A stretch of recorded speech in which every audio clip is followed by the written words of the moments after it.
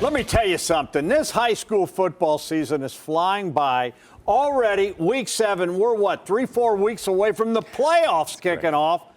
Goodness gracious, I'm Dom Tiberi. Welcome to First and 10. And I'm Adam King. It's one of the best months of the year. October means spooky season, flannels, and teams battling to keep their season alive, Dom. Yeah, that's certainly a case of our game of the week. 5-1 DeSales, hosting 3-3 Hartley.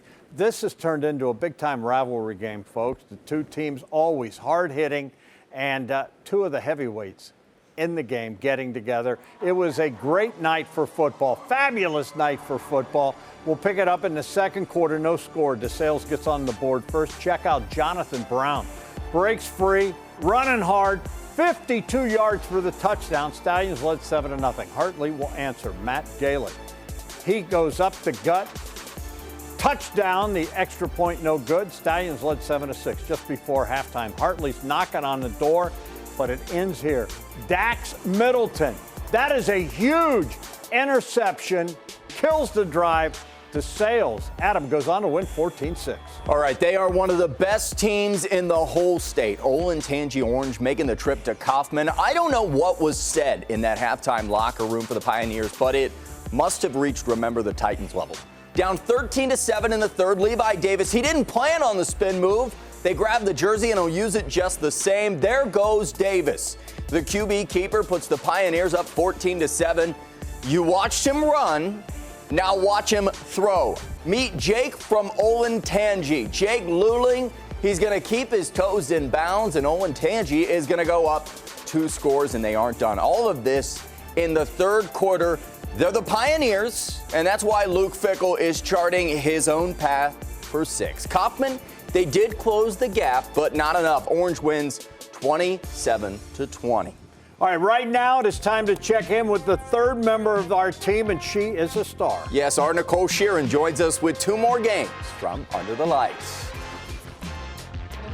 Week 7 of the high school football season, and nothing is better than a good old-fashioned rivalry. We kick things off with a battle of the Hilliards. Davidson hosting Bradley. Picking this one up just before half, Johnny DeBlasio fakes the handoff, says, you know what? Yeah, I'm going to take this myself. He's in for the keeper, and Wildcats widen it 28-0. Onside kick is good. Davidson back with the ball, doing what they do best. DeBlasio, time in the backfield, a nice spiral to Andrew Painter. He trots that one into the end zone, and Cats widen the shutout 35-0 at the break. Bradley with life in the third. Rashad Truss finds the house here, but it's not enough. Davidson takes home the Hilliard crown, 45-13 final, now sitting at 5-2 on the season. Hard to do. Really, really proud of our kids' effort, toughness, grit throughout the week. You know, bouncing back from our first real gut punch last week tells me a ton about where our kids are right now. Over in Pioneer Country, it's neon night under the lights. Jonathan Alder hosting London.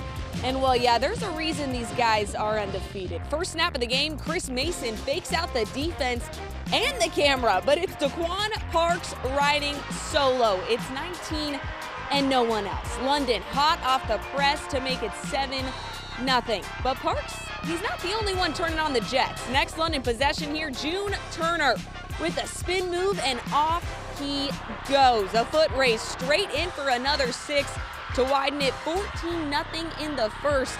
And London with a big-time shutout, 49-0. I know you all got to see it earlier in the newscast, but I just want to say how special it was to witness Jackson Maynard score that touchdown in front of his teammates, his friends, his family, and most of all, this community. But that's going to do it for me here at Hilliard. So, guys, I'll send it back to you in the studio.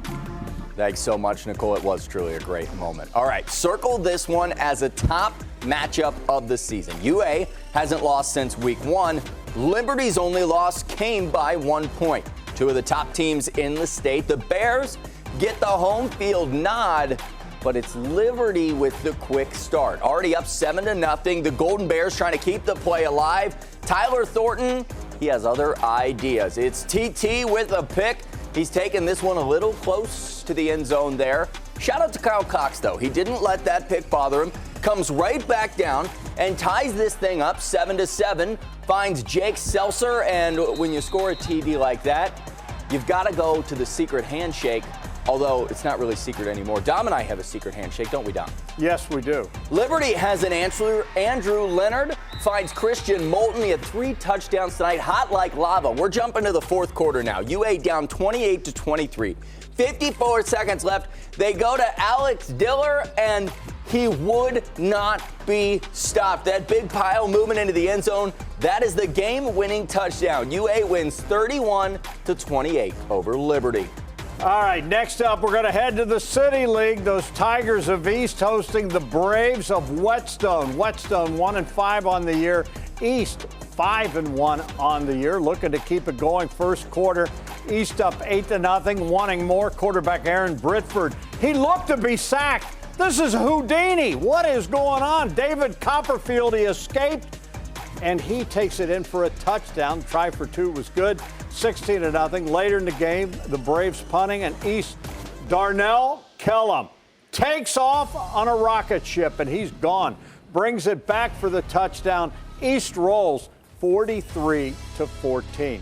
So that is 6 games for you here this on First and 10, but we're far from done. Yeah, don't go anywhere, because coming up, we have one-handed catches and plenty more touchdowns. 4 more games coming up next.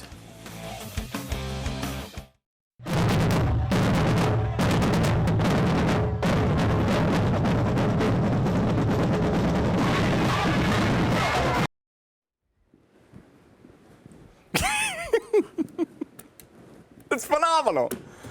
Welcome back. We have seen some great football so far this season, haven't we? And you dancing. I believe that is what the kids call immaculate vibes. Shout out to the one band member doing the worm. Can you do the worm? Anyways, we're going to move on, ladies and gentlemen. The Eagles of Waterson, they are on a roll and on the road at Kip Columbus. The Eagles off to a perfect 6-0 start, looking to keep it going. Kip 1-5 on the year. We'll pick it up in the third quarter. Eagles are up 35-0. But Kip trying to come back. Jaden Maddox finds some running room. Look at him go down the sideline. 65 yards for the touchdown. The extra point no good. 35-6 game. And the Eagles going to answer. Grayson Conyers connects on the 42-yard field goal. Wow. All right. Waterson led 38-6. Fourth quarter, Waterson's back at it. Miles DeRazio on the keeper. Waterson rolls 45-6. Next up, we head to Westland. The 5-1 Cougars hosting 4-2 the Warriors of Westerville North. Hello to the Westland cheerleaders. Third quarter, Westland's up 24-21, and Westerville North running into some trouble here. The bad snap, ball is loose. Cougars recover on the 15-yard line. That's going to set up the touchdown. Levi Estep takes it in, and the Cougars led 31-24. Later in the game, North again having trouble hanging on to the football. The ball is loose, and again, right there, the Cougars will recover. Late in the third quarter, then the Cougars keeping it going on defense. The interception and the end zone. Westland, boy, they're having a year. They go on to win 34-21.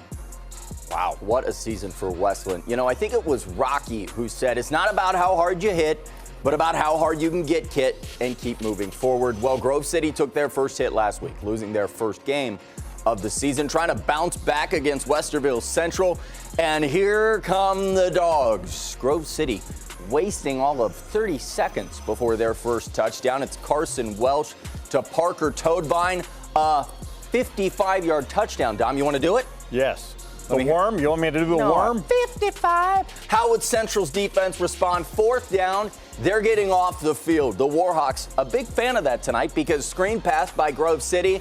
And, the ball is free, and Central has it. But tonight is all about the bounce-back Dogs. Making Rocky proud, it's that Welsh to Toadvine connection again. Grove City, they get the win 35-0 over Central.